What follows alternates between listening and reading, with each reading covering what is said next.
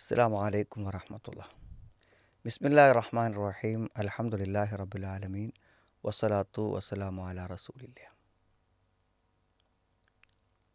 അപ്പോൾ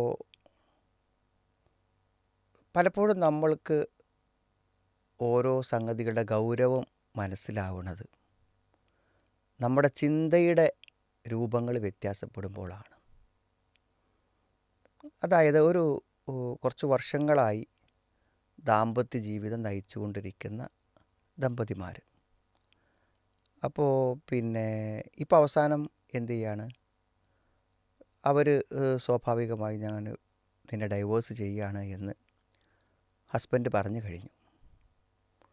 പക്ഷേ ആ ഭർത്താവിനോടുള്ള വളരെ വലിയ സ്നേഹം, അഗാധമായ സ്നേഹം, ഒരു ഭർത്താവ് എന്നുള്ള നിലക്കുള്ള ഒരു പരിഗണനകളും ലഭിച്ചില്ലെന്ന് മാത്രമല്ല, ഒരു നല്ല ജീവിതത്തിന് വേണ്ടി വർഷങ്ങളോളം കാത്തിരുന്ന അവസാനം നിന്നെ ഞാൻ ഉപേക്ഷിക്കുന്നു എന്ന് പറഞ്ഞിട്ടും അയാളെ വേർപിരിഞ്ഞു പോകുന്നതിലുള്ള മനോവിഷമം.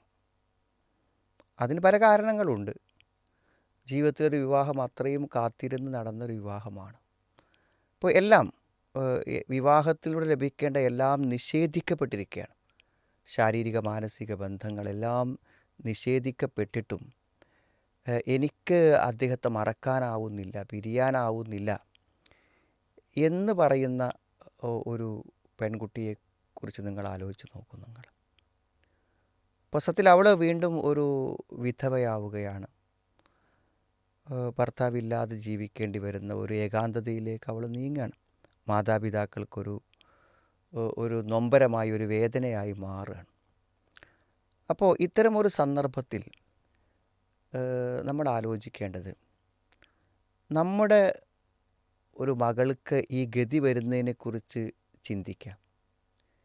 ഇവിടെ ഡൈവേഴ്സ് ചെയ്യുന്ന ആളെ സംബന്ധിച്ചിടത്തോളം എൻ്റെ മകൾ ഇങ്ങനത്തെ ഒരു അവസ്ഥയിലേക്ക് പോകുന്ന ഒരു കുടുംബജീവിതത്തിൽ നിന്ന് അന്യമാക്കപ്പെടുന്നൊരവസ്ഥയെക്കുറിച്ച് ചിന്തിക്കുമ്പോൾ, അല്ലെങ്കിൽ എൻ്റെ ഒരു പെങ്ങൾക്ക് ഈ ഒരവസ്ഥ വരുന്നതിനെക്കുറിച്ച് ചിന്തിക്കുമ്പോൾ, ഒരു പക്ഷേ നമ്മുടെ ഈ സുഹൃത്തിന് ഈ പെൺകുട്ടിയുടെ മനസ്സ് ഒരു പക്ഷേ മനസ്സിലാക്കാൻ ആയേക്കും എന്നാണ് ഞാൻ മനസ്സിലാക്കുന്നത്. നമ്മൾ അറിയേണ്ടത്, ദാമ്പത്യ ജീവിതത്തിലെ ഏത് പ്രശ്നങ്ങളെയും നമുക്ക് പരിഹരിച്ച് മുന്നോട്ട് പോകാൻ പറ്റും.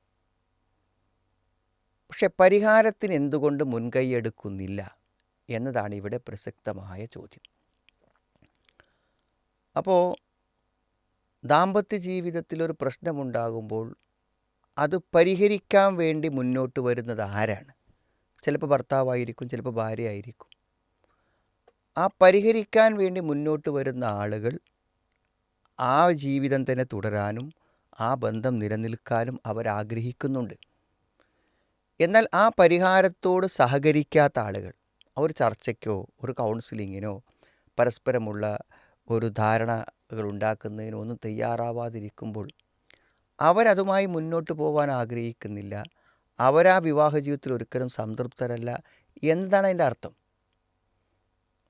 നമ്മൾ പിരിയാൻ നിൽക്കുമ്പോൾ എന്തു ചെയ്യും? രണ്ട് വിഭാഗം ആളുകളും മറ്റുള്ളവർ, ഭർത്താവ് ഭാര്യയെയും ഭാര്യ ഭർത്താവിനെയും കുറ്റപ്പെടുത്തുകയും കുറേ ചാർജ് ഷീറ്റുകൾ അവതരിപ്പിക്കുകയും ചെയ്യുമെങ്കിലും യഥാർത്ഥത്തിൽ ആ ദാമ്പത്യം വേർപിരിയരുത് എന്നാഗ്രഹിച്ച് അത് പ്രശ്നപരിഹാരങ്ങളിലേക്ക് വേണ്ടി വഴികൾ അന്വേഷിക്കുന്ന ആളുകൾ ആ കുടുംബ ബന്ധം മുന്നോട്ട് പോകാൻ ആത്മാർത്ഥമായി ആഗ്രഹിക്കുന്നവരാണ്.